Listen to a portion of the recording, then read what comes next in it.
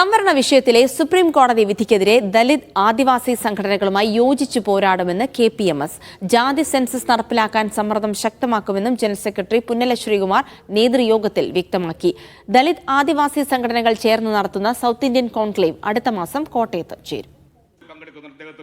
SC/ST സംവരണത്തിൽ മേൽത്തട്ട് പരിധി ഏർപ്പെടുത്തിയും പരിധി നിശ്ചയിക്കുവാനുള്ള അധികാരം സംസ്ഥാനങ്ങൾക്ക് നൽകിയുമുള്ള സുപ്രീം കോടതി വിധിക്കെതിരെ സമരം ശക്തമാക്കുകയാണ് ദളിത് ആദിവാസി സംഘടനകൾ.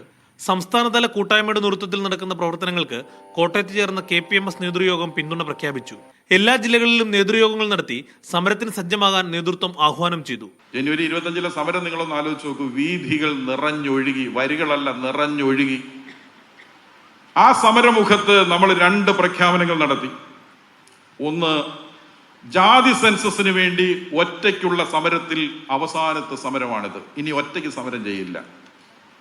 2, സമാന ചിന്താഗതിക്കാരെ മുഴുവൻ യോജിപ്പിച്ച് ഈ പ്രശ്ന പരിഹാരത്തിന് വേണ്ടിയുള്ള പ്രക്ഷോഭത്തിലേക്ക് കടന്നുപോകും എന്ന് പ്രഖ്യാപിച്ചു.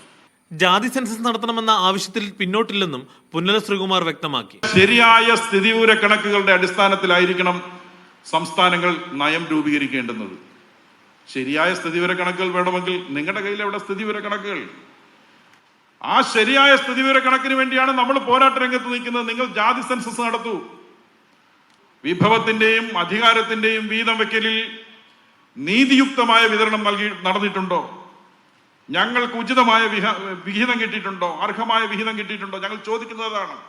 സംവരണ വിഷയത്തിൽ ദളിത് ആദിവാസി സംഘടനകളുടെ നേതൃത്വത്തിൽ സൗത്ത് ഇന്ത്യൻ കോൺക്ലേവ് സംഘടിപ്പിക്കുമെന്ന് കോർഡിനേറ്റർ M. ഗീതാനന്ദനും അറിയിച്ചു. ഒക്ടോബർ 13, 14 തീയതികളിൽ കോട്ടയം കോൺക്ലേവിന് വേദിയാകും.